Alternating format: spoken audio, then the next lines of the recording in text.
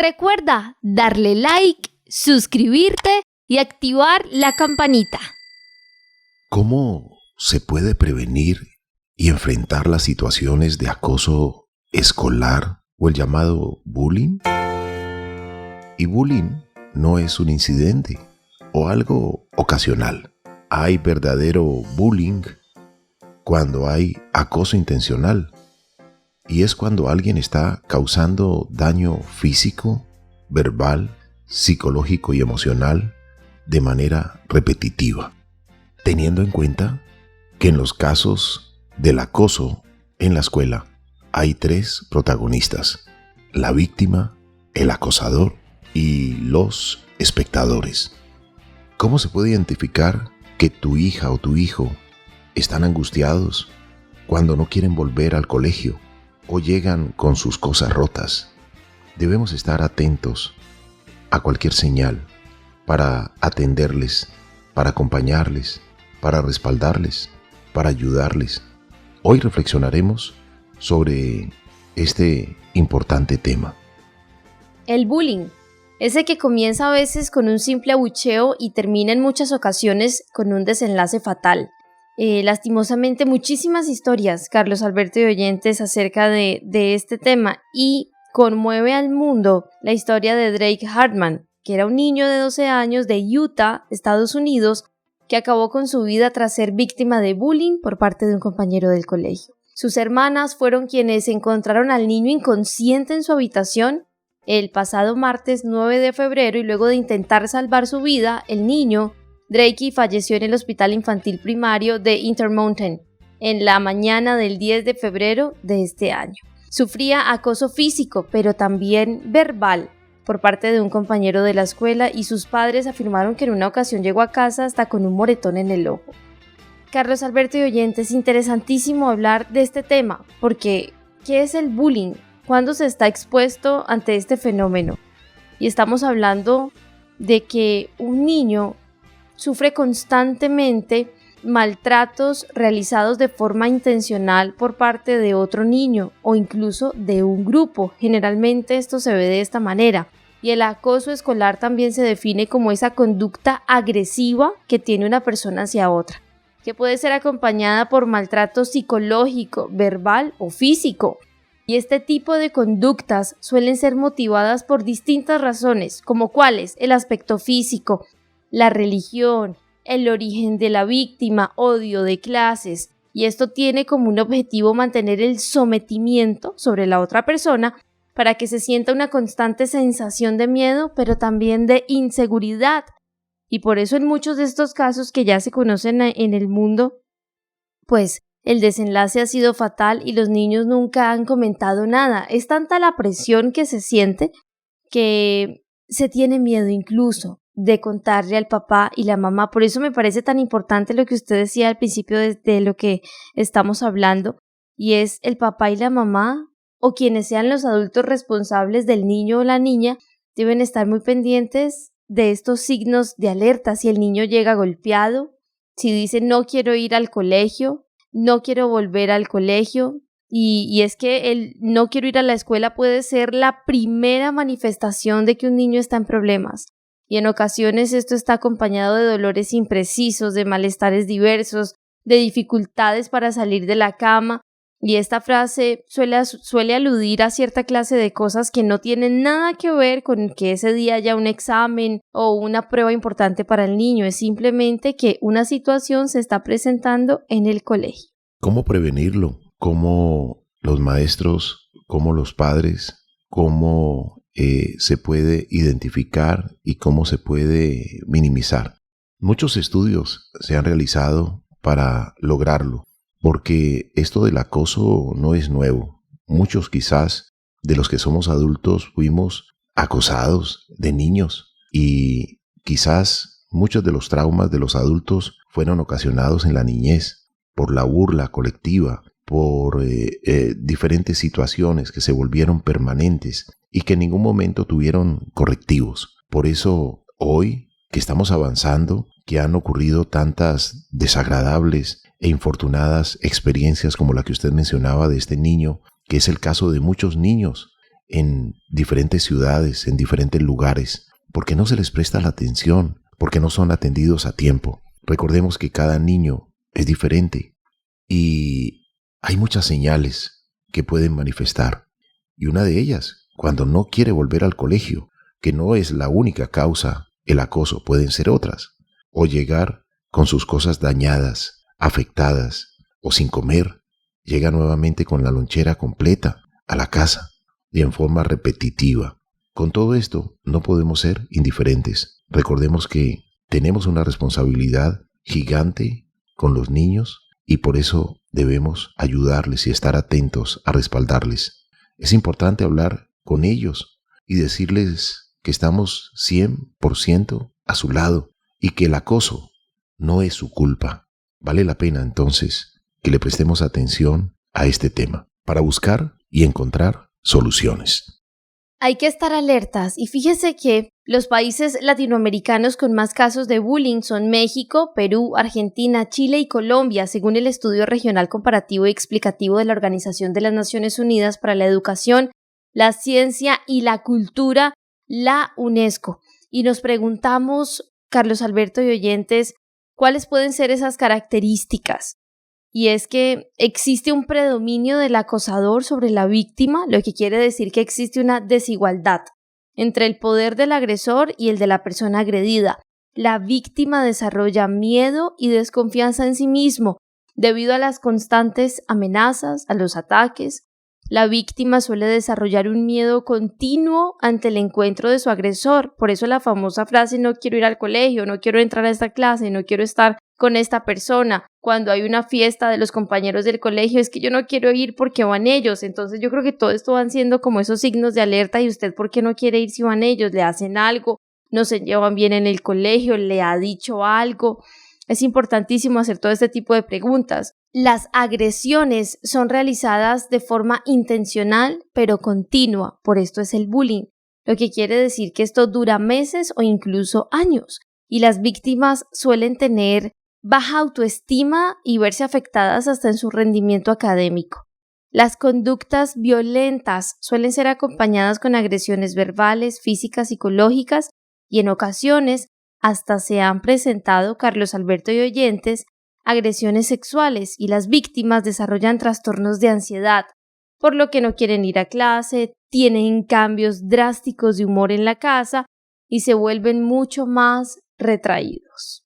Hay que estar atentos a cualquier señal y actuar oportunamente.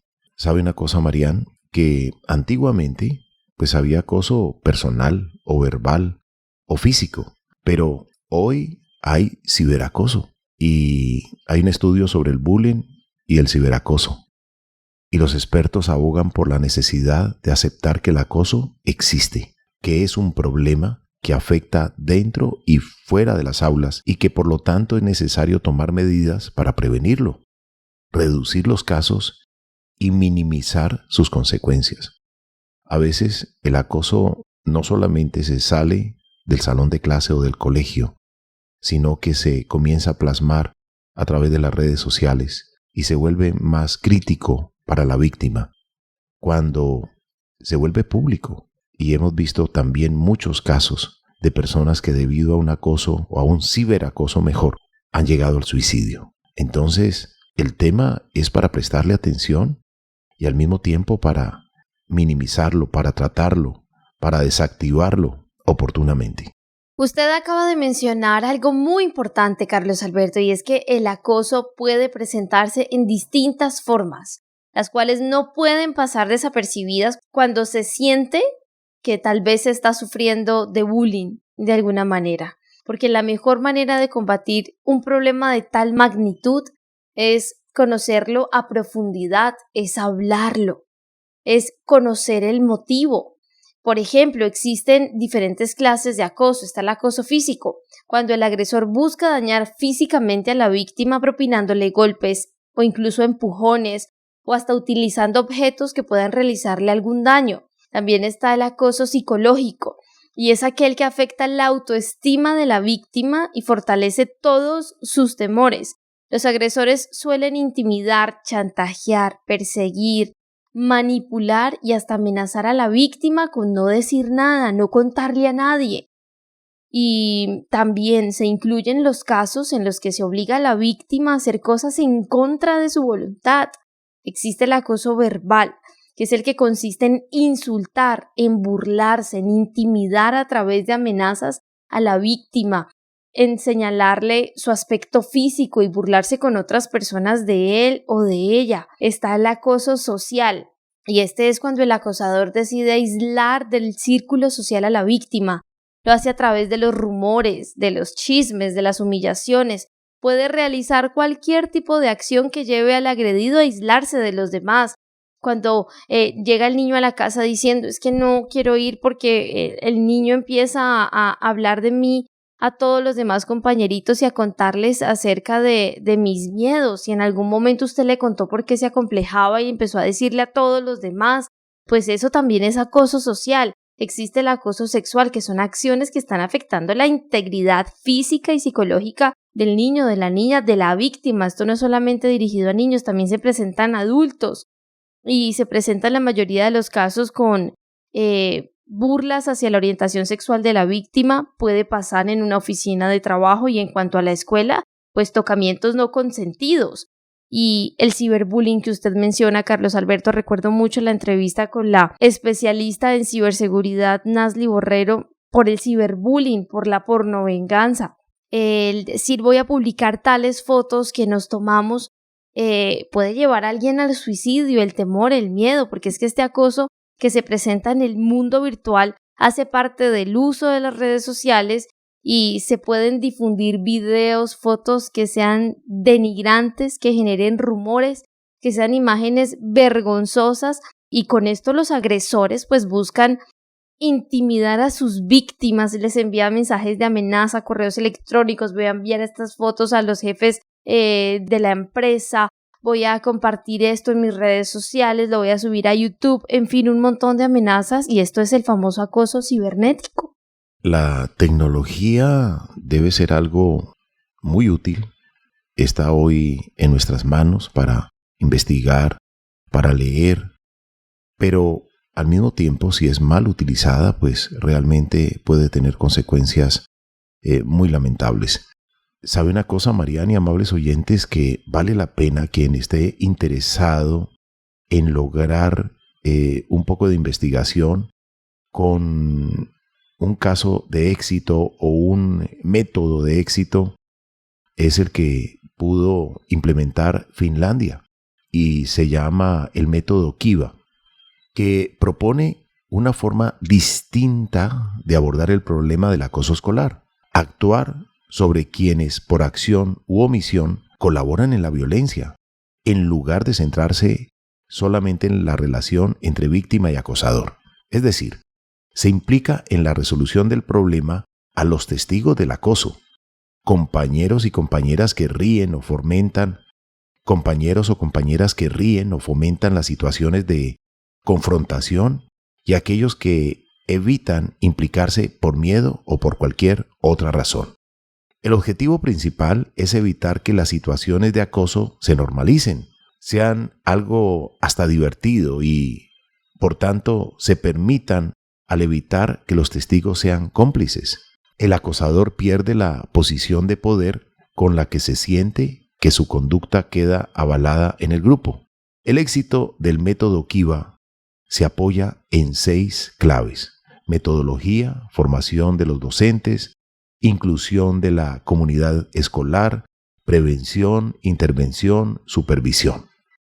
Algo muy, muy interesante por investigar, por estudiar, por leer, por entender y, lo más importante, practicar.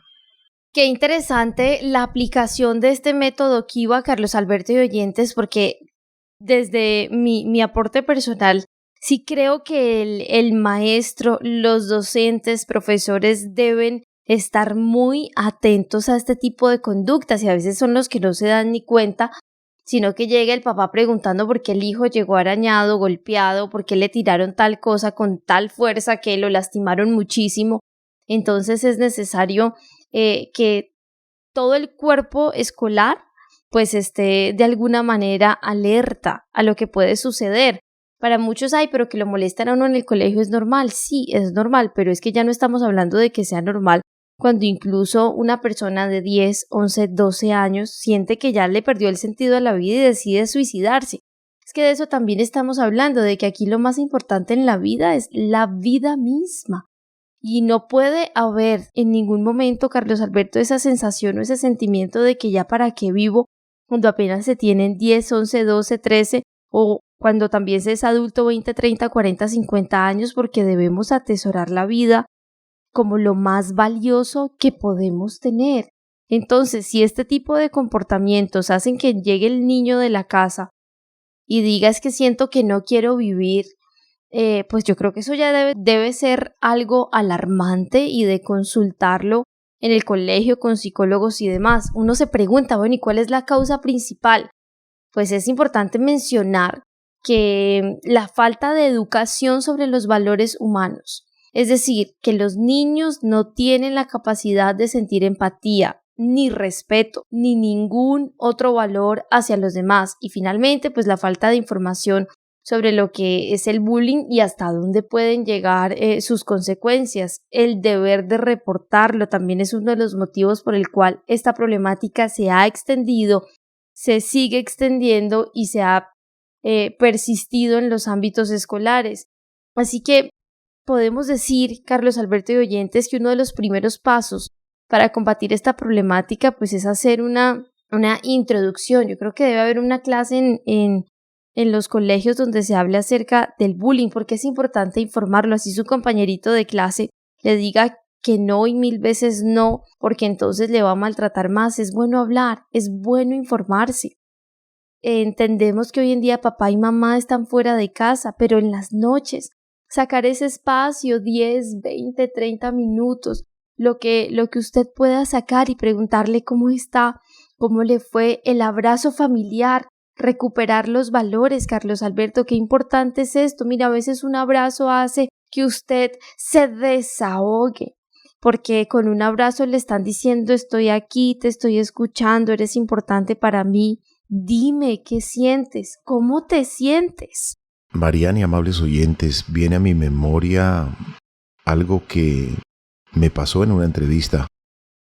Había un concurso que se llamaba La Reina Abuela y elegían entre las personas mayores, pues la más simpática, la que podía ser, digamos, la reina de las personas mayores. Y eso lo hicieron en el Parque de la Caña de la ciudad de Cali, un lugar, un centro recreativo muy grande donde van las familias. Y en esa integración familiar, pues hicieron ese reinado y yo me acerqué a entrevistar a la señora. Y una de mis preguntas fue, cuénteme, ¿y usted se casó? Y me dijo, nunca pensé en casarme. ¿Y por qué? Le pregunté. Me dijo, porque mi papá fue muy cruel con mi mamá. Hubo mucha violencia en mi casa. Y yo, para que no me pasara eso, nunca me casé. Entonces, ¿cómo una persona queda marcada para toda su vida y toma una decisión porque hubo violencia intrafamiliar? A veces entonces no sabemos lo que significa el no hacer las cosas de la mejor manera y cuánto puede afectar con traumas a un niño inicialmente, a una niña, en este caso, que luego pues se convirtió en una persona mayor y que tomó esa decisión. Me dijo que no porque su papá fue muy cruel con su mamá y que no quería que eso ella lo repitiera en la vida. Entonces, lo que usted está diciendo, Marian, es muy cierto. Debemos trabajar los valores, el amor, la armonía, hay que cuidarla. Tenemos que ser responsables de cuidar la armonía. Si yo cuido la armonía, realmente se van a desactivar muchos problemas. Y discúlpeme que utilice esta palabra desactivar, pero me parece la adecuada. Evitar, desarticular. ¿Cómo podría decirlo? Si realmente yo puedo ser el causante a través de la palabra violenta, a través de la palabra hiriente, pero si yo controlo mi palabra, que puede crear, que puede lastimar, porque la palabra crea o la palabra destruye. Entonces, Marian, creo que nos estamos concentrando donde verdaderamente parte el trauma que se causa a esos nuevos seres, o el descuido, el cuidado, la atención, la buena educación, el buen ejemplo, para que esos niños que se están criando en el seno de una familia realmente tengan un excelente comportamiento. Así es, Carlos Alberto, es importantísimo que rescatemos los valores. Son ese salvavidas de manera literal con este tema que hoy estamos hablando. Y es que es importante hablar del respeto, respetarnos los unos a los otros para que nuestro hijo pueda tener una consideración por sus compañeros de la escuela. Es importante que en el hogar haya respeto hacia cada miembro de la familia. Si papá y mamá tienen una diferencia, evitemos las discusiones, los gritos delante de los niños. Si hay algo para discutir y es un tema que para ambos puede ser álgido, pues tratemos de discutirlo en nuestra intimidad, pero no que los niños vean estos actos de violencia. Mire, usted acaba de comentar la historia de esta señora que dijo: jamás me voy a casar porque mi papá fue súper cruel con mi mamá. Entonces, enseñarles que debemos respetar a los demás, también respetarnos a nosotros mismos, y esto va a hacer que el niño tenga presente que una buena convivencia social es importante. También cumplir con las responsabilidades. Cuando le inculcamos a nuestro hijo que debe cumplir con sus obligaciones, pues esto lo va a hacer consciente de que tiene un deber con su familia y a su vez con la sociedad. Va a aprender a que él es responsable de sus actos, pero también de las consecuencias. Hablar de la tolerancia va de la mano con el respeto, porque durante esta etapa, pues nuestro hijo va a descubrir que las personas tienen distintos modos de pensar y de ser. ¿Es importante que él se mantenga leal a sus creencias? Por supuesto, indiscutiblemente, pero que respete las del resto, si no creen lo que en casa creemos. Hablar con la verdad, fomentar que dentro de nuestra casa exista la sinceridad entre todos, y de esta forma nuestro hijo va a ser honesto con nosotros, pero también con los demás. No nos va a ocultar cosas, tendrá la confianza suficiente para externar sus ideas y sentimientos de forma clara, y así va a evitar conflictos.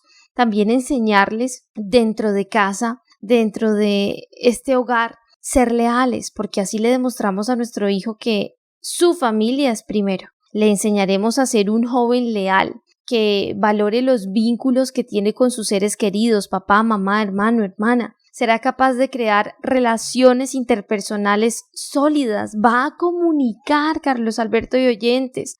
También es importantísimo hablar de la humildad, y así como es importante que fomentemos en nuestro hijo la seguridad en sí mismo, pues también es primordial que hablemos del valor de la humildad allí en la casa, en la cena, en el desayuno, en el almuerzo.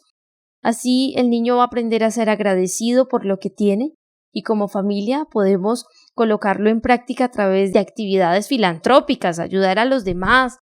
Y esto es muy importante. Le enseñamos a que tampoco puede discriminar a nadie porque de pronto no lleva los mismos útiles de la misma marca que los demás compañeritos. Carlos Alberto, por esto también se genera muchísimo bullying en algunas escuelas, cuando se señala porque de pronto hay uno o incluso varios niños que no pueden llevar los mismos útiles de la misma marca, y entonces esto genera una total falta de respeto hacia otro niño cuando se le señala casi que por no tener recursos económicos. En casa es donde empezamos a enseñar los valores para que los niños que estamos educando realmente no lleguen a afectar a otros niños en la escuela. Pero el trabajo no solamente es en casa, inicialmente en la primera escuela que es el hogar, sino también las escuelas, y mencioné hace un momento cómo pudieron realizar un programa exitoso en Finlandia sobre el acoso escolar. Y es todo un programa, es todo un proceso para niños entre 6 y 9 años. Sí, es la primera unidad de enseñanza en el colegio, y luego otra en la enseñanza secundaria, porque se realizan juegos, dinámicas y trabajos en los que abordan diferentes aspectos del conflicto. ¿Y esto por qué? Hay hogares que son muy juiciosos y enseñan los valores, los principios, el respeto, la comprensión, a entender la diferencia. Bueno, muchos aspectos que en casa se enseñan y se deben enseñar. Pero lamentablemente hay hogares disfuncionales y los niños no tuvieron esa oportunidad de recibir por parte de papá, quizás que no quiso vivir con ellos, o la mamá, no se sabe. Entonces, en un hogar disfuncional hay algunas falencias en la educación y por eso en las escuelas, en los colegios, debe haber programas transversales para estar trabajando constantemente con los pequeños, con los niños de primaria, con los niños de secundaria, con los jovencitos de bachillerato, todo un programa, porque están entrando y saliendo niños, niños que se van para otras ciudades, para otros países, niños que llegan, que se integran al grupo. Entonces debe ser un trabajo constante, sin descuido, también por parte de los planteles educativos. Así es, Carlos Alberto, y ante las señales de bullying, pues respecto a los padres, a veces no se interviene porque se piensa, son cosas de chicos, tiene que aprender a vivir, tiene que hacerse hombre. Si se dejó pegar, se merece que lo castigue por flojo. Sucedió en la escuela, que lo resuelvan ellos. Una de las frases más escuchadas por las personas cuando se presentan estos casos de bullying. Así que debemos ser un poquito más atentos hacia lo que ocurre en los colegios y todo tiene su propósito. Así que es importante, Carlos Alberto y oyentes, que la historia no se siga repitiendo. No más niños y niñas que lleguen al suicidio. Lo más importante de la vida es la vida misma. Enseñémosle esto a nuestros hijos, que ellos entiendan que el bullying es un problema y un problema grave. Que tengan confianza hacia nosotros. Trabajemos la comunicación intrafamiliar. Qué importante es esto. Que si algo le pasó en el colegio, que nos lo pueda decir con total y absoluta confianza, entendiendo que no le vamos a decir, pues si se dejó pegar se merece que lo castigue por flojo o por floja.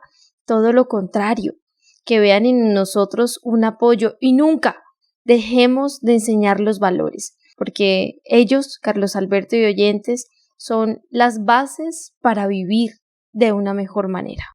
Hemos realizado programas, Marian, sobre los diferentes síndromes o enfermedades raras que hay en nuestro planeta y hemos tenido la oportunidad de hablar con especialistas, con médicos, con familias, con cuidadores y también hasta con pacientes. Y ellos nos han contado que muchas veces por alguna diferencia física han sido motivo de burla, de mofa por parte de algún compañero y el hazmerreír de los demás. Y que eso ha causado mucho, pero mucho dolor en el corazón.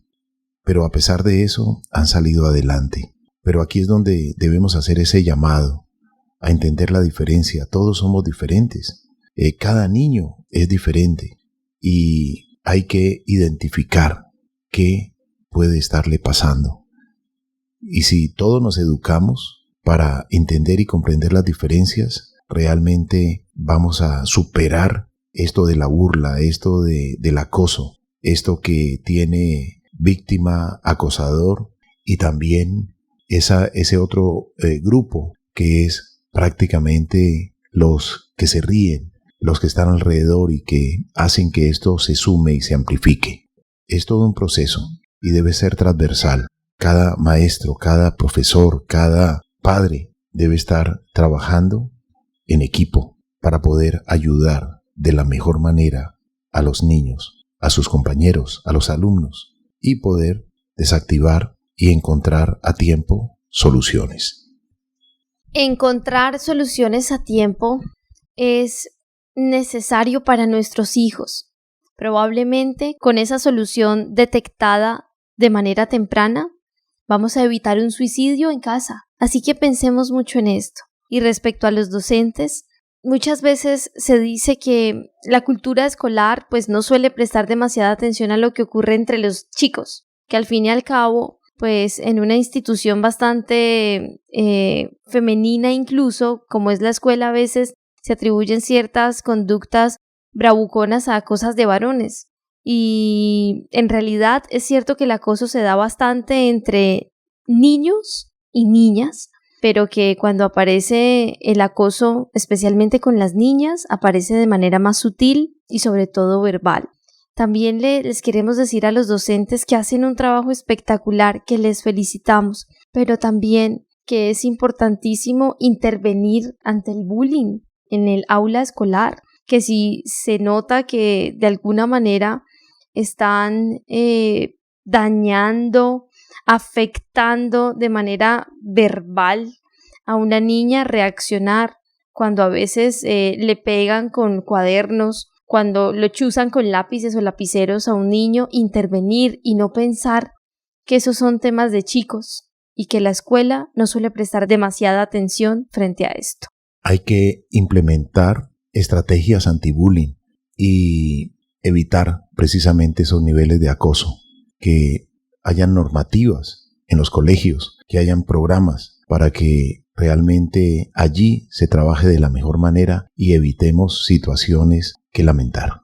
Amables oyentes, muchas gracias por acompañarnos en este programa. Esperamos que de una u otra forma comencemos a prestarle atención a esta problemática que existe en nuestra sociedad, en nuestra comunidad educativa, en nuestros hogares, lamentablemente, donde muchas veces comienzan estas situaciones y que luego se reflejan en el salón de clase o en la institución educativa. Vale la pena entonces prestarle atención y trabajar desde el hogar y trabajar también en los colegios de forma transversal y permanente. La vida en nuestro medio, nuestro oxígeno. Recuerda que si quieres escuchar más contenido como este, educativo, debes darle like, suscribirte y activar la campanita para que te lleguen todas las notificaciones.